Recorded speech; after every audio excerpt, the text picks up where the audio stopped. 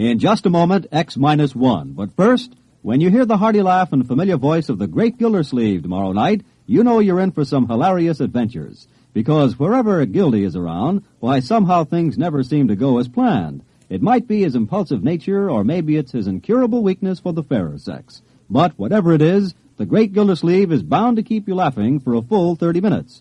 Tune in tomorrow night and meet Judge Hooker, Nephew Leroy, Housekeeper Bertie, and all the rest of the friendly people from Somerville as they join the great Gildersleeve.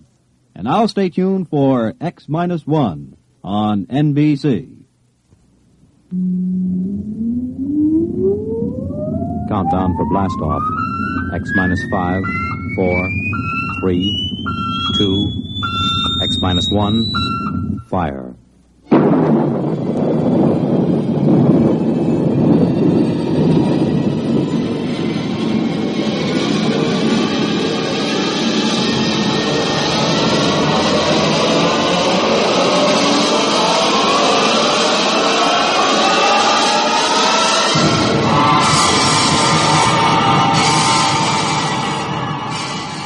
From the far horizons of the unknown come transcribed tales of new dimensions in time and space. These are stories of the future, adventures in which you'll live in a million, could be years, on 1,000 maybe worlds. The National Broadcasting Company, in cooperation with Galaxy's science fiction magazine, presents X-1.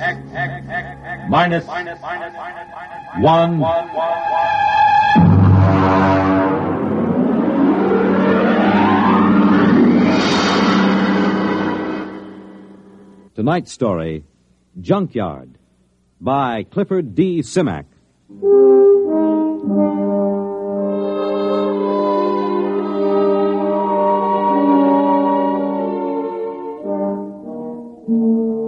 funny thing about the whole thing was the fact that we had never intended to land on Planet 9. We circled it and decided it was strictly a low-grade affair. It wouldn't amount to anything for 1 billion years or so. As commander of a galactic survey team, I couldn't waste my time on it. Then my exec saw this junkyard through the telescope. We landed, took a look at a load of alien machine parts discarded by some other spaceship, and then prepared to take off for Earth. It had all been a waste of time. Engine room, MacGyver. This is Commander Warren. All secure? Yes, sir. Very well. Countdown for blastoff. Engine room ready, sir. X-5, -4, -3, -2, -1. Fire.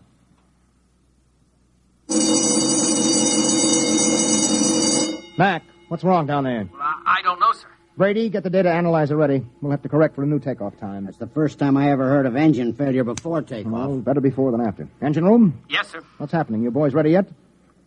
No, sir. Well, burn it, man. Get going. I want those engines started. Sir, What is it? I don't quite know what to say. Well, say something or I'll have you busted.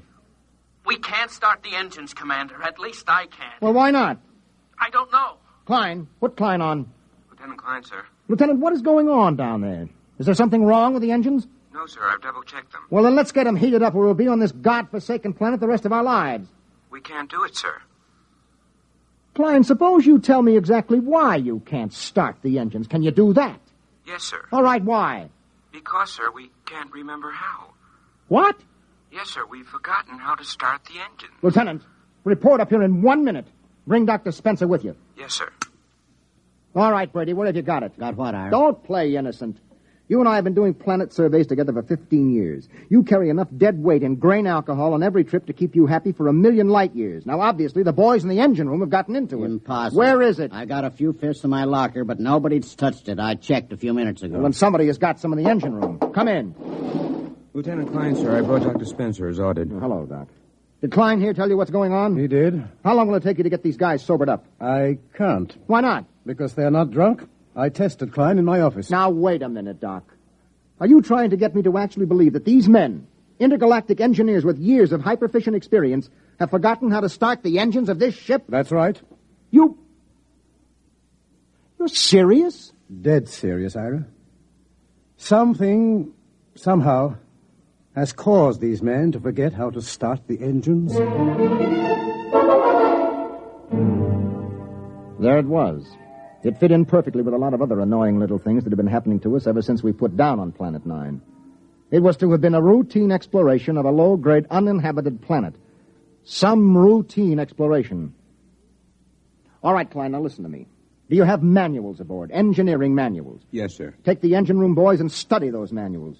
They'll tell you how to start the ship, won't they? Yes, sir. Okay, get going. Doc, I'd like you to stay here with me and Brady for a minute. Okay. Report back to me, Klein. Yes, sir.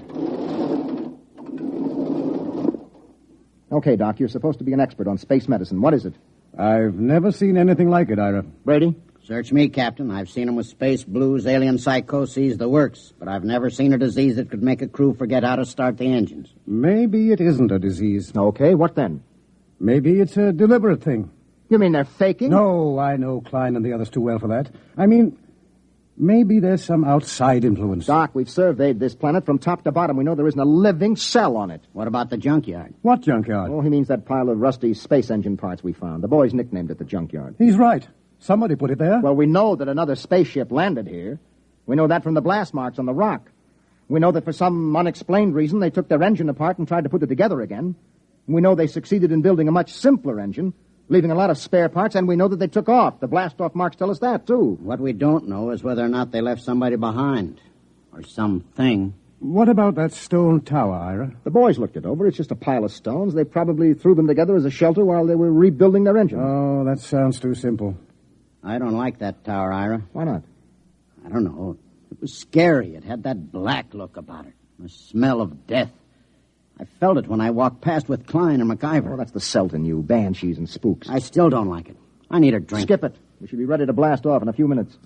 Engine room. Engine room. What's going on down there? Engine room. Lieutenant Klein. Daddy? Is that you, Daddy? Did you bring me a present? Daddy, I'm scared. Holy mackerel, that's Klein. He's gone off his rocker. Klein! Doc, I think we better get down to that engine room.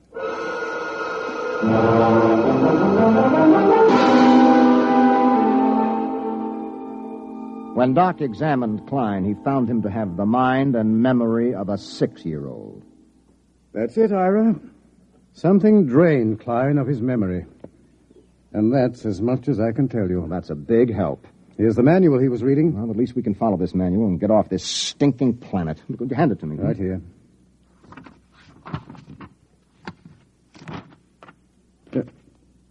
Anything wrong, Ira? Is it all there? It's all here, Doc. This is the engine manual that tells all about the engines.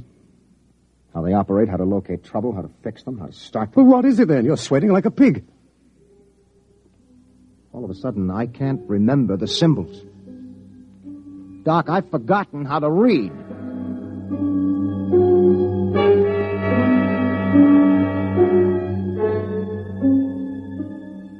I left the engine room and went out through the lock to stand on the outside platform of the ship. I looked over the junkyard where the metal of the rusted engine parts gleamed.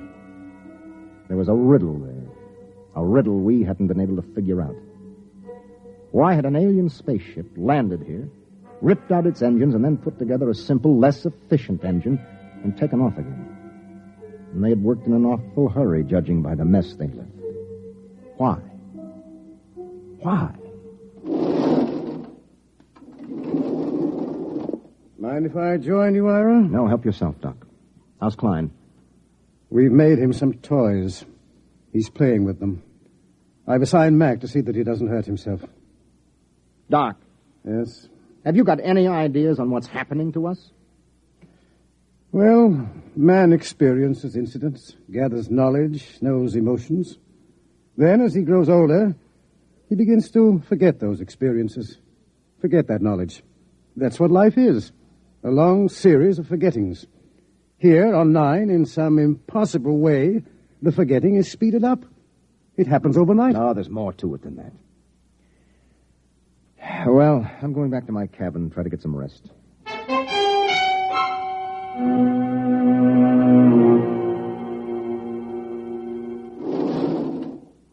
That you, Ira? That's me, Batters. What gives? We're in a jam. There's been planets I wouldn't mind being marooned on, you know.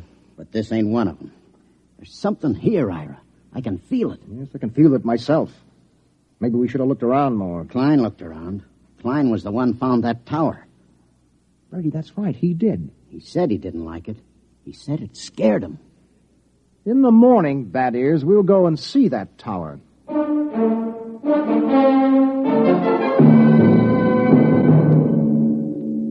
In the morning, I took Doc and MacIver and Brady with me, and we walked across the valley to the stone tower. It wasn't much of a tower, maybe 8 or 9 feet high, made of rocks piled one on top of the other. Pretty solid. Well built and odd. Type F culture, I'd say. Did anybody bother to look inside this thing? MacIver, you were here with Klein yesterday. Yes, sir. We couldn't find a way in, Captain. Klein poked around but gave up. Well, we'll make a way in. Stand back. I think I can shoot the top off it. Oh, no, that should be big enough for a man to lower himself into. Okay, pass the rope around my shoulders. Captain. Yes? In case there's anything, dangerous, maybe I ought to go. After all, I'm survey engineer. MacIver's right, Ira. Okay, Mac, your responsibility. Yes, sir. Just fasten the rope under my arms. Mm-hmm. That's it. Now, I'll climb up and lower myself in. If I pull twice, haul me out. 1 pull means okay. Give me a hand, Brady, huh? How about a quick shot of whiskey first? Never touch it. Ready? Yep. Can you see inside? Black as a tomb. I'm going to lower myself. Pay out a little rope. Well, it's been lovely. Here we go.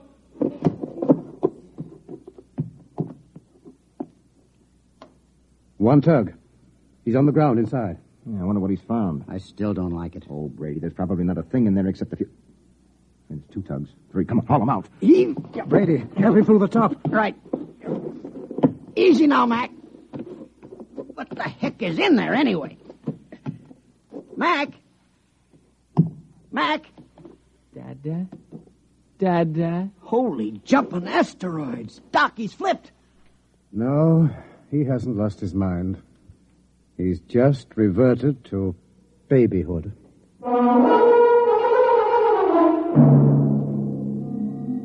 We stood there at the foot of the tower, stunned. MacIver sat on the ground, happy as a clam, playing with his fingers and talking happy little nonsense syllables. Doc, take a look at him. Make sure that he's okay physically. Check. If it's fright, his pulse will be way up. Mac, let me have your hand. That's a good fellow. Now. Good heavens. What is it? I've forgotten what the normal pulse rate is. Pulse? Doc, let's get out of here. Brady, pick up MacIver and bring him back to the ship. Come on, let's get away from this tower.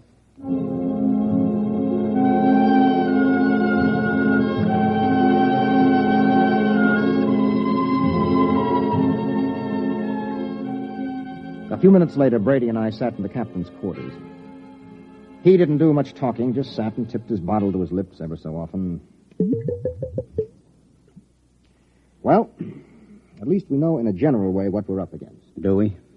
We know there's been knowledge lost, important information forgotten. Check. Now, that memory, that lost skill, that knowledge went somewhere. Maybe there's something in that tower that takes it away. And I have a silly feeling we might even get it back. Have a drink. That is, get a couple of men, volunteers. Now? Now. What for? We're going to find out what's inside that tower.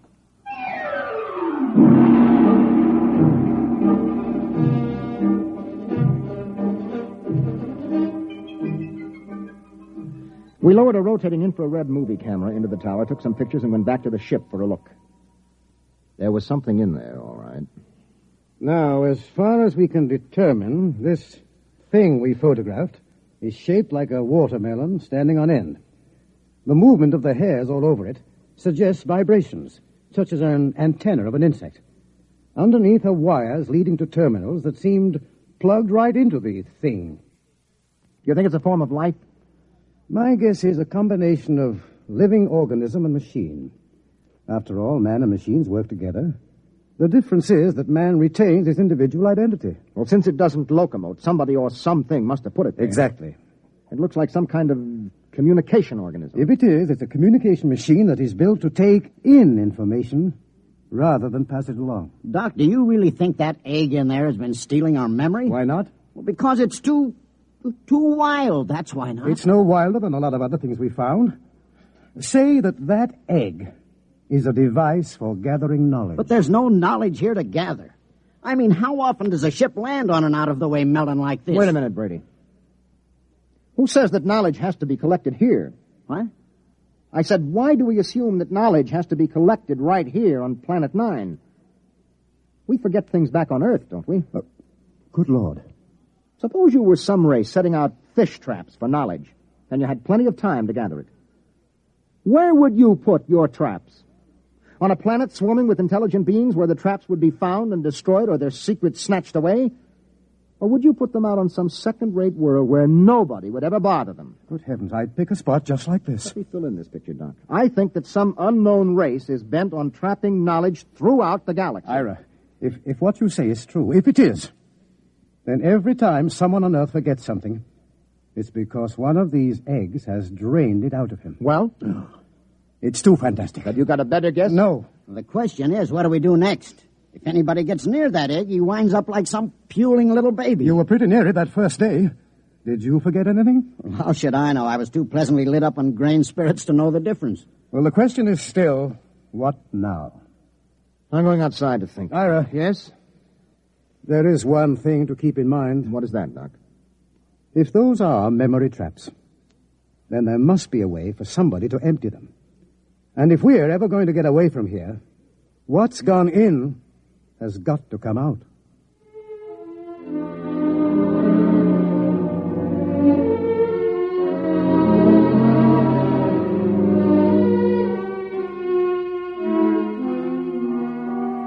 I stood out on the platform of the ship and tried to make some sort of pattern of it. Forgetfulness. That was the key word. All through the galaxy, in every culture, there was forgetfulness. There were lots of learned theories, of course, kinks in the brain, neuroses, data processing. But suppose they were wrong. Might it not be that forgetfulness was caused by thousands upon thousands of these memory traps planted throughout the galaxy, nibbling away at the conscious memory of all the sentient beings that lived among the stars? On Earth, a man forgets slowly because the traps are far away. But here, in their very shadow, a man forgets suddenly. And then another thought entered my mind. What kind of race had set these traps? How did they empty them? How? Brady. Huh? Where do you keep your liquor? Not cheap. Come on, where? It's in my locker. Get it out of there, all of it. Ira. That's a direct order. Okay. All of it. That it? Yeah. I never thought I'd see the day when you pulled rank on me, Ira. If you confiscate this stuff, so help me, I'll never Who forgive said you. anything about confiscating? That is, have you ever really hung one on? I mean, just got pie-eyed drunk? Well, let's see.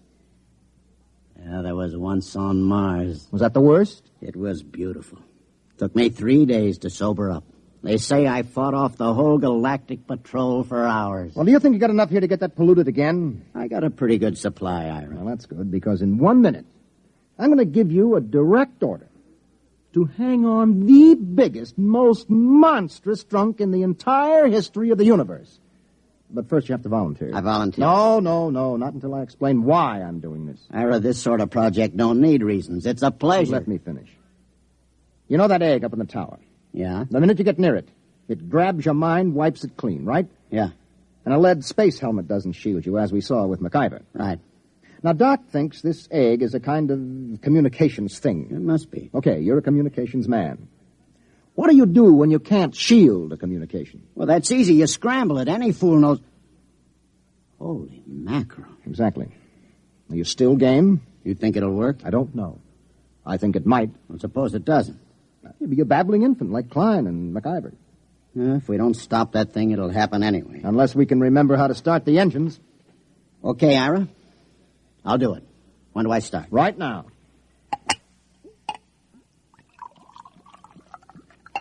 Well, Ira, here's mud in your ever-loving intergalactic eyeballs.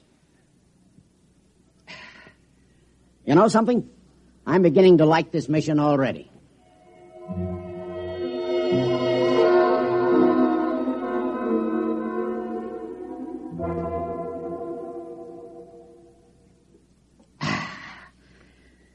Well, that kills the last bottle. How am I doing, Ira, old buddy? You're not drunk enough.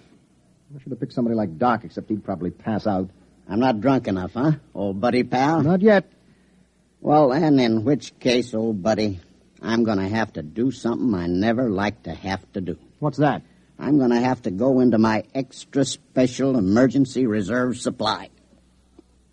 It's a little supply I keep in case of getting marooned on a planet, you know. I don't like to go into it, but in this case, it's my duty.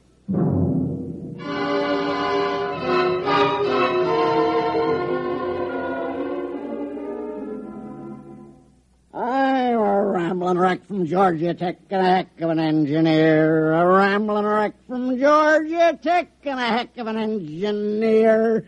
Woo! Blast off! Okay, I guess you're ready. What do you think, Doc? Most amazing thing I've ever seen. Is he drunk enough? What I want to know is what's keeping him conscious. Okay, Bad Ears, on your feet. Help him up, Doc. Right. Rambling wreck from Georgia Tech. Let's go, Bad Ears. Right. Rambling wreck from Georgia Tech.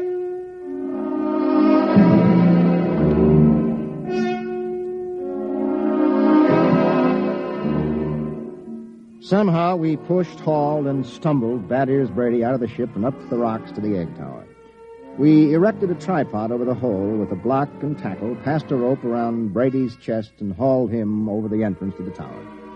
There he swung like some overstuffed pig, singing raucously under the eerie moonlight. Rambling wreck from Georgia Tech. Well, what do you say, Ira? We got the earphones on him so they can't slip off. They're on. Well, I guess we're ready to lower him. Ira. Yep. You sure? It's a man's life. I'm not sure, Doc. But as commander of this expedition, I sometimes have to risk the lives of my men. Okay, Ira. Lower away before I start to get sober. Lower away. Blast off. Fire one. Fire two. Bon voyage, Ira. Good luck, Brady. Good luck. He's at the bottom, Ira. Bad Ears, can you hear me? Get your hands out of my hair. Something's got his hands in my hair, Ira. Oh, the thing must be picking at his brain. Brady, listen to me. Do you see the egg? See it, it's my buddy, Ira. My little old egghead buddy. You and me's buddies, egghead, right? Have a drink. Oh, good Lord, he's got a bottle with him. He's pouring it on the egg. Brady, listen to me. The wires. Wires? The lead wires you took in with you. Yeah. Pull out the studs on the egg and hook your wires to it. You got that? Just a minute. Me and egghead's gotta have a drink. Oh, good heavens. It's no use, Ira. He's too drunk to know what he's doing. I'll try again. Brady, listen. Your friend, the egg, can't hear you, see? He can't have a drink until you hook your wires into him. You got that? Sure, that's an awful thing. That's dreadful. Okay. What's he doing? Doc, you getting any impulses? Not a thing. Maybe we better haul him out. If he starts to sober up... Maybe we'd better. Okay, 1, 2... Wait a minute, wait. What? I'm getting something, Ira. What? This is fantastic. Oh, I'm getting something. All right, haul him out, quick. Come on. Rambling wreck from Georgia Tech. Rambling... Brady, you're all right. Doc, help me. Take a look at him. Is he okay? Yes, he's okay. Just passed out. Let's get him back to the ship. Right. You know what, Ira? What? Tomorrow about 9 a.m., we're going to be in on the most colossal hangover in the history of mornings after.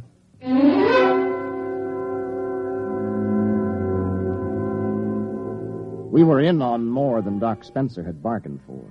More than any human being had any business being in on. Oh. Well, Brady, how do you feel? Shoot me. You turned the trick. The tower. You hooked into the egg. The stuff is rolling out now. Doc and the boys have got a recording hooked up. The stuff they're listening in on is enough to set your teeth on edge. What's that? The information that mind trap has been collecting for hundreds of years. It'll take us years to sort it out, but we're getting some of it straight already. Any of our own stuff? Plenty. Anything on engines? Well, not on our engines. So? We got the dope on the Junkyard engine. Mac and the boys are helping to get it assembled. We're ripping out our own engines and just keeping some of the parts. Another junkyard, huh? Another junkyard. The engine we're building now is superior to anything ever built. Pretty handy little gadget, that egg. Only one thing. What's that? Tell Doc if he comes across a good hangover remedy to let me know, huh? Oh.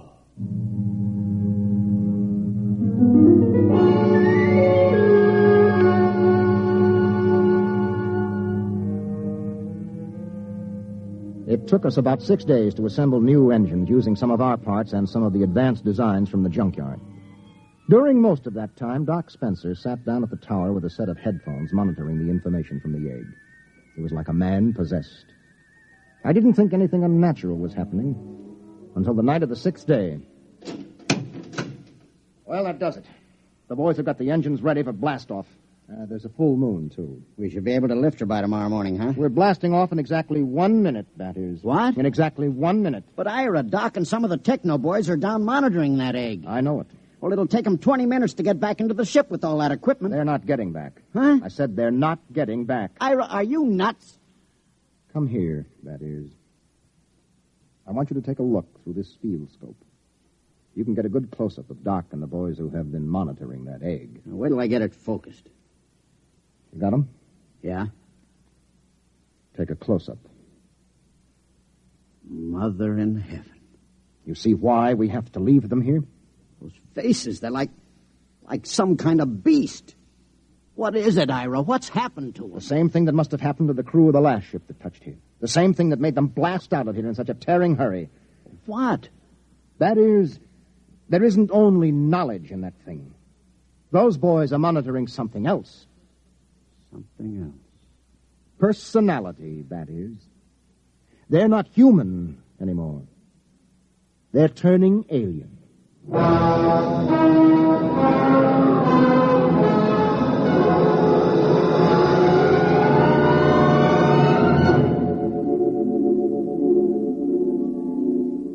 They were still there when the ship roared up away from Planet 9 and pointed her silver nose toward Earth. We could see them in the scopes.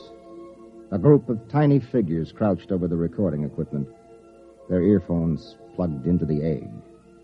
They didn't even look up when we blasted off. They were no longer human now. They were something else.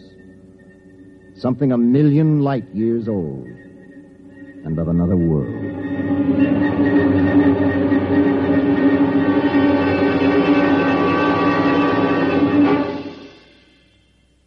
You have just heard X-1, presented by the National Broadcasting Company in cooperation with Galaxy Science Fiction Magazine.